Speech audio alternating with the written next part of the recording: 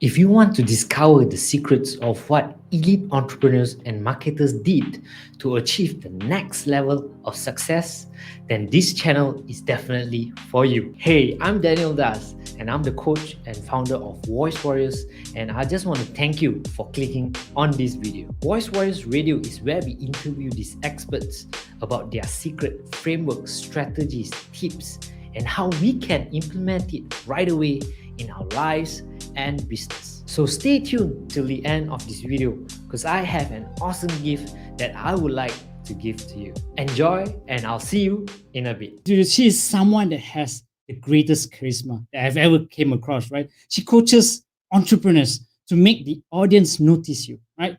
And then obsess with you, and then compulsively buy from using her specialty in charisma hacking. So without further ado, let us put our hands and welcome to the stage, McCall John. Wow, what an intro. That was amazing. How are you doing? I'm doing great. Thank you very much for coming. How are you doing? I'm so great. I'm so happy to do this. This is so fun. Let's go. So could you tell us a bit about yourself in terms of background, your education, and how you got started with charisma hacking? Yeah, of course. So my story, charisma hacking, really started when I was a very little girl. And I know that doesn't all the way make sense, but I'll explain. So I started as a child performer. I started singing professionally and performing professionally when I was 8 years old. And, I performed on such a regular basis in front of, 20,000 people and 35,000 people from a very, very young age. But, a couple things led me to believe that performing was all I was really good for, right? It was all of my worth. And I felt like if I didn't perform, that nobody would like me. One, because I got, that much attention on such a regular basis from a young age. I thought that that's why people wanted to be around me or loved me. And then I had people in my life who also led me to believe that, that was my purpose, and that led me to having these recurring nightmares when I was a very little girl, that one day I would wake up and I wouldn't be able to perform anymore, that I wouldn't be able to sing anymore or act anymore or, be on stage anymore, and that nobody would love me. Like, it was this very, very dark thing. So from a very early age, I was scrambling to try to find ways that I could repeat my success. And really the only way that I thought about it when I was a little girl was, okay, if I can just find ways that if I woke up and I couldn't remember anything that made people like me or cheer for me on stage, if I could just hang on to a couple of those things, then I could teach myself in the morning and that I would be okay. Like, these nightmares would go away. So the other thing that added to that nightmare and that really gave me a lot of anxiety is a lot of people, who are much older than me would tell me that I had something called the it factor. And this it factor is something that people describe literally as like an indescribable, indefinable characteristic that makes people charismatic and gives them stage presence. And, that's a very kind thing for people to say. But once again, if it was something that nobody could describe and nobody could define, I just had this nightmare of me waking up and all of a sudden being like, do I have it today or do I not have it today? And how do I measure that? And how do I know if I'm losing that? So the very first thing that I started to measure to try to see if this it factor was going away is I would count the people who would compliment me at the end of every performance. And the first thing that I noticed is that people could lie. So it didn't lower my anxiety that much because I was like, people are going to tell me I did a good job anyway, and they don't know, and this is crazy. So I was sitting there. I had this performance. There's a performer by the name of Donny Osmond who has been a giant, amazing performer for so many years. And I was 9 years old, and I was on the program with Donny Osmond, and we were both singing at this Steve Young retirement benefit cruise on this boat.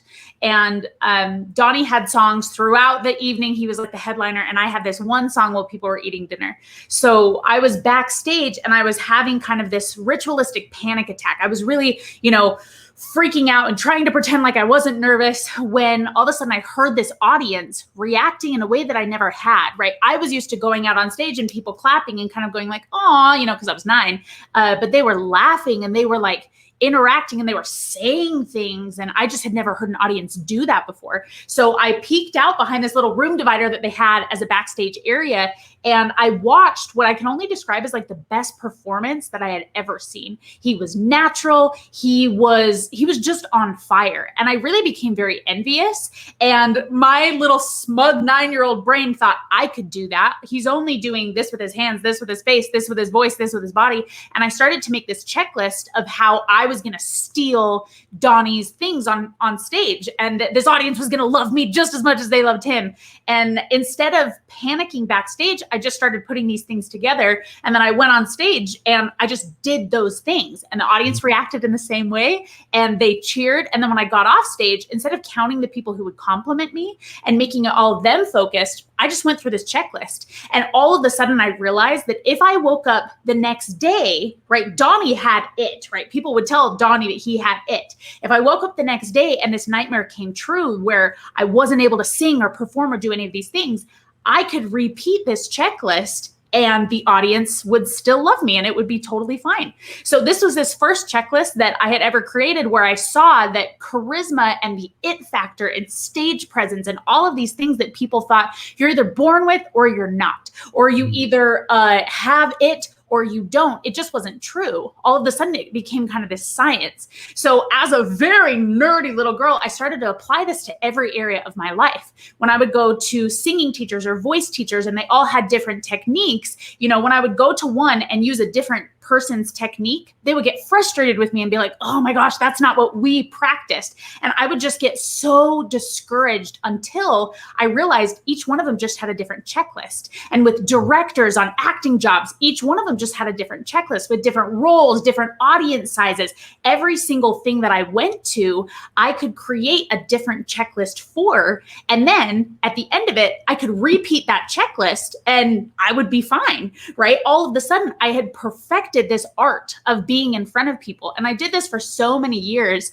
And then when I was 18 years old, I was fired from an acting job for gaining weight, for being too fat. They literally dismissed me from set because I had gained weight between my audition and actually filming this project. And this was such a pivotal moment for me because all of this fear of rejection that I had really had nightmares about since I was 8 years old, of like, nobody will love me if I can't do this right, all of a sudden came true, right? And all of a sudden this rejection was just it was so real and it was so hard for me that I made a promise to myself that I would never get on camera again and I would never get in front of people again. And I just couldn't do this anymore. And, for anybody that would be a devastating thing. But for me, all of my worth was in performing and I had done it on such a regular, consistent basis. It was my entire identity. So it threw me into this big depression and I was just devastated that I couldn't use this skill set and all these checklists that I had created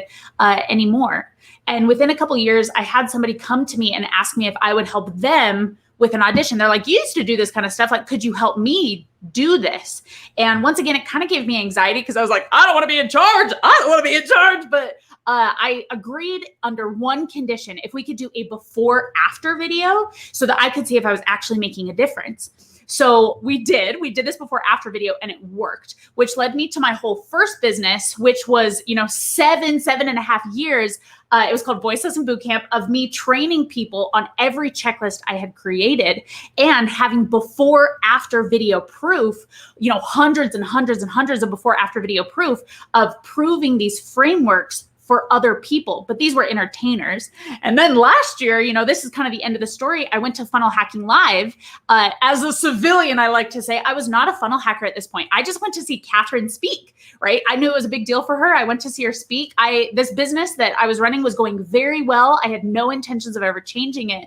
But as I looked around at Funnel Hacking Live, I saw all of these people, these entrepreneurs who not only needed all of these checklists that I had come up with, they were serving people on such a cool and intimate basis that I knew if I empowered them to make people listen, that my my impact kind of could be infinite, right? And they would come up to me and they would explain what they were doing. And then 5 seconds later, in a different networking situation or on stage or on camera, they would kind of shut down and they wouldn't be themselves. And I just realized how much they needed all of these skill sets that I had been teaching people and had been perfecting really since I was 9 years old.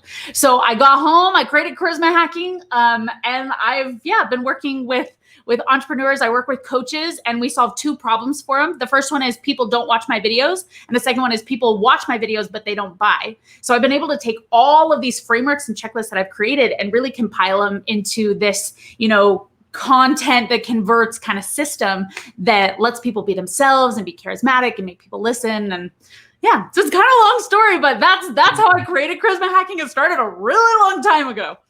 Wow, that's so awesome, McCall. I mean, wow, to listen to your story, I mean, like how you created your checklist, and then by using that checklist, basically you came to FHL prepared to help the people, prepared to serve the people.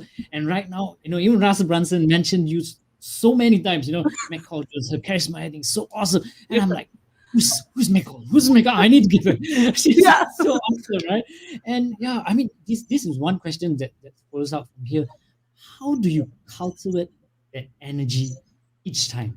To just bring that energy to the table and to bring that energy to your contents and so on. How do you cultivate it? Could you just share with us? You're so nice. So I think it's a couple things. So for me specifically, like I said, you're so nice to say that. I am so obsessed with charisma hacking. I charisma hack people on the street. I charisma hack movies that I watch, like TV shows. My brain never turns off from it. So something that gives me energy that I think is a lot of entrepreneurs' energy is like the fact that people just want to know about it is so cool to me. And it gets me so pumped up that I think I kind of can't help but have energy about that. I'm a very silly person and a very goofy person. And for a long time, I tried to subdue my personality and kind of dilute it because other people thought it wasn't professional or thought that it was too much or thought all these things. So it kind of feels like I've been let out of my cage a little bit. And I'm like, yeah, this is amazing. So as far as, other people bringing energy to their own content, I think it's a couple things. The first thing, and this is going to sound very cliche, but being excited about what to actually do helps so much, right? There's so much burnout that can happen with an entrepreneur just because we like to sprint, right? And you can only sprint for so long before you get winded. And I think that the thing that keeps me kind of refueling all the time is just the fact that, I mean, it seriously blows my mind that Russell wants me to speak at Funnel Hacking Live about something that I invented. It's like he has incredible speakers coming to speak about so many things, and it wasn't just like how charisma hacking fit into a different kind of funnel or all this stuff. It was literally, I was like, what am I speaking on? And he was like, charisma hacking. And I was like, oh my gosh, I invented that. Like, that's so cool. So it's like a very humbling experience for me, but instead of the humbling, like, making me calm down, I'm like, people like my stuff. Like, this is so cool. So yeah, I think the first thing is like just loving what you do. And like I said, I know that is so cliche. The second thing is, I think if you think about the people that you're actually talking to, if we even talk about, the people that we're speaking to that are your audience members right now, I 100% believe that every single human, especially entrepreneurs, especially coaches, can benefit from charisma hacking in such a real way. And if I don't tell people about it in a way that makes them as excited as I am, then they're not going to pay attention, right? And they're not going to want it. And that would do them a huge disservice as well as me. It would not serve them in any way. So I try to make sure that every audience that I speak to, I think of them and I think of like what they need and, how it could change their lives. And it makes me pumped up. So that's how I bring the energy all the time. Guys, I hope it works for you too. yeah, definitely. It's so amazing what you just shared here. Like you were saying, that we use that excitement, we use that love that we have, especially when we want to share to someone. And really, it brings me back, like when you want to talk to a friend, you definitely don't want to talk to a friend like, hi, I got something to share with you. And Mm. definitely do not want to talk like that, right? You definitely going to bring your charisma, you bring that energy to the table. And I've been watching some videos that you had with the Twilight one. It was so cool. You're talking about on Instagram? Yeah, that's awesome, and that really makes you McCall Jones, right? And Yeah. really, wow, that's so true. I mean, you were brave enough, you're confident enough to not hide who you really are and just let out to the world and ready to serve the world. And that's something really awesome. Thanks for that. Really, Thank you. that's amazing. So with that being said, what is the one thing entrepreneurs should avoid when publishing their content? Because I This understand you is, publish a lot of content as well, right? So what's yeah. the one thing should they avoid? Yeah. Okay. This is such a great question. I think when creating content, so everybody is going to tell you to publish, right? And I'm one of them, I know, right? Everybody's going to tell you to publish. They're going to tell you to publish consistently, and that's the most important thing, which I totally agree with. But I think that there has to be strategy with the content that you're actually publishing, right? When I look back at creating charisma hacking, and the reason why it's really taken off how it has is, the content that I started creating from the very beginning was never about me, even though it's my personality, and I still do tell stories about my life and all of that. The entire point of my content is to help people get from one point to another, right? It is to focus on them so that if they are watching my content, they're investing in themselves, right? It is not,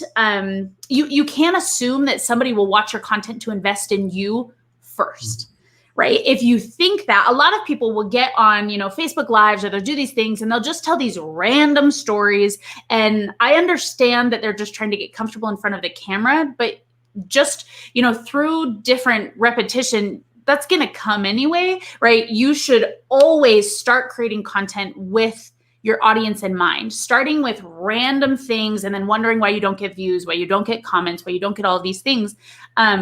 It's because you are expecting people to invest in you first, when there's so much noise on the internet and they have their focus pulled in so many different directions. You have to get them to focus on themselves and invest in themselves through your content. So for example, with, very early on in my Facebook group, I was training 6 days a week on different things that other people could use, right? Every time they watched a video, they were sitting down and they were learning from it. They weren't just coming to talk to me, right? And then, when I started my Everyday Charisma show, every single episode of Everyday Charisma, even though it's fun and it's fun to like come and hang out and talk to me on lives and things like that, people are learning from every single episode. They're there and they're investing in themselves and their own journeys, right? If you assume that people will first invest in you, then you will never get to the point where, or it will take a lot longer, where people are buying your programs and doing things like that, right? So with charisma hacking, I'm talking about this at Funnel Hacking Live. I'm so excited. I don't think I've talked about this in an interview yet, but we have this framework. It's called the FACE framework. So think about being like the face of your company. So we have F is the floor. So the floor is basically the level in which you are able to articulate these 3 parts of your personality, right? So A is authority, C is compassion, and E is entertainment. So we have to have all 3 of these things, right? And you have to be at the right level. We have to have all 3 of these things in order to fully connect with a human, in order to convert, in order for them to invest in you. So a lot of times when people start their content, they start in a place that only values that entertainment piece, and they just work on trying to make that entertainment piece better, right? They think if they tell better stories, they think if they are more energetic and all these things, that it will actually lead to conversions. It will actually lead to people joining their programs and things, when that's just not the case, right? Entertainment, yes, is a key part of it. Obviously, it's the 3. But if you don't also establish authority, and if you also don't establish compassion, then you're not going to get them to buy, right? So authority is what makes people act or buy. Compassion is what makes them confess or engage. And entertainment is, yes, what gets them to watch, right? So if you only start from a place of entertainment, essentially you're building an audience who, yes, wants to watch you, but they're never going to buy from you, right? They come, they want to share your stuff, they like your personality, but they're not interested in your products, which as an entrepreneur, you will spend so much time, energy, money, and traffic on that audience that's not a converting audience because of the way that you've trained them. Instead, if you start your content with them in mind and you start with that authority piece, while yes, absolutely building your entertainment, right? Absolutely building your personality, absolutely building all of those things, you can actually build an audience who is directly attracted to not only your entertainment, but your authority, who will eventually turn into a converting audience, right? So think about every time that you're publishing, don't make it about yourself. If you watch your video at the end and think the only thing they would have gotten out of that is entertainment, then it's not a video that serves your business. It might be a fun video for you to create, but don't get delusional and think like, oh yeah, but that will lead to wonderful things for my business, right? If a story is amazing, it also needs to be relevant to your people, relevant to their problems, right? It just can't be random. Otherwise, you're just wasting energy.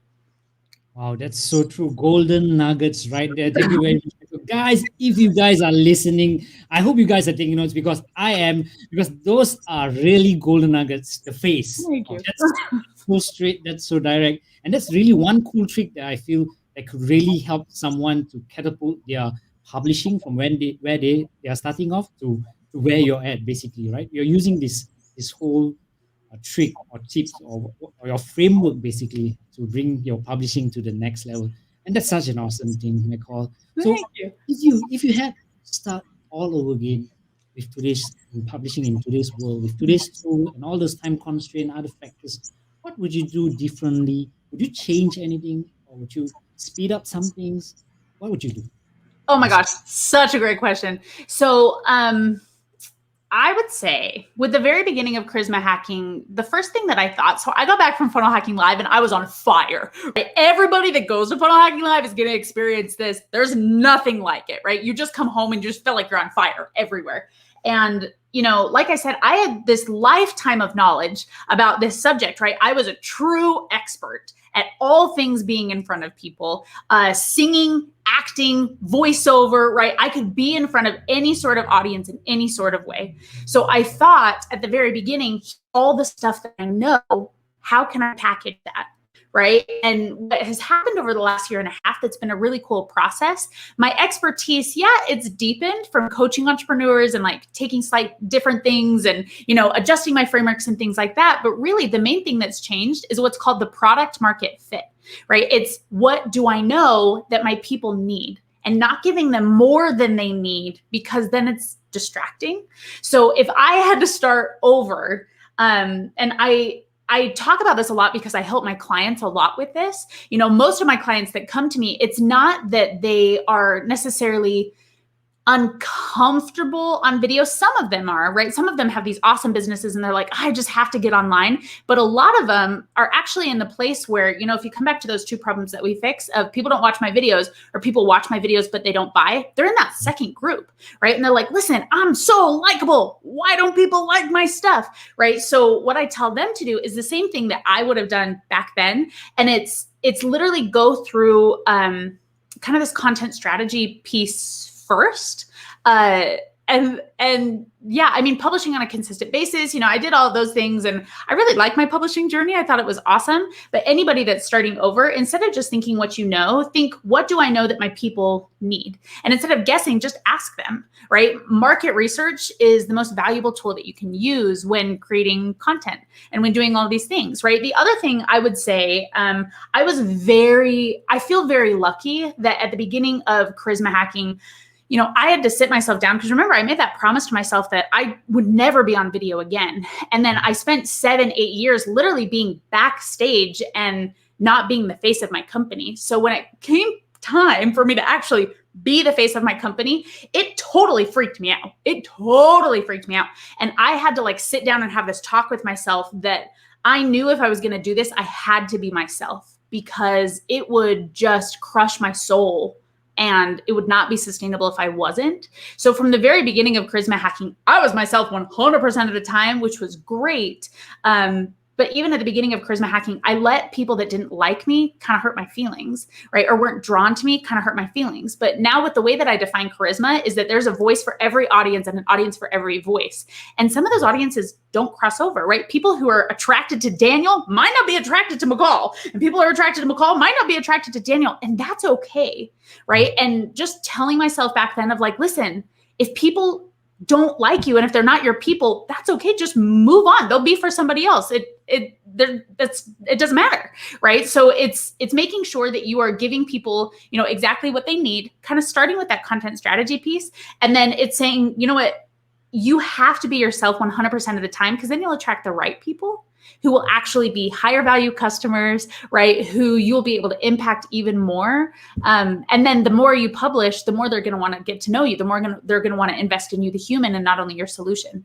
So I would say those things, I guess, if I could go back, every single person that I start on their publishing journey, or that we're shifting so that they convert even more, we always start with the strategy, and we always start with not only like the content strategy, but the charisma strategy. It's saying like, okay, like how can we make sure that we are bringing out your personality so that we're attracting the right people? That's where I would say to start.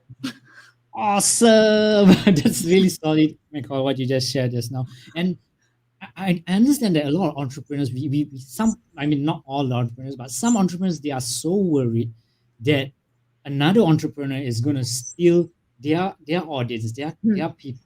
But like you mentioned, we are all called to serve a certain audience or a certain group of people. Because at the end of the day, I feel that when we show our true self, when we call that audience, they are going to be with us, maybe forever, maybe for a short time, but those who are sticking with us, they will be our raving fans, and we help them, we serve them, and that's light bulb went off in me. It's like what I tell all my coaches, it's the reason why I work with coaches primarily. It works for everybody, but when people are paying for, you know, your services, especially as a coach, they're paying for two things, and they're paying for them equally. The first one is, yes, your solution, but the second one is how you specifically, you the person, present that solution, right? The way that you phrase things, the frameworks that you have in order to solve their problems. That's why charisma hacking is so crucial for people, because if you can resonate with them, not only on their solutions, but the way that you present it, then all your competitors become irrelevant, right? Then they are looking for you, the person, and not just price matching you all over the place,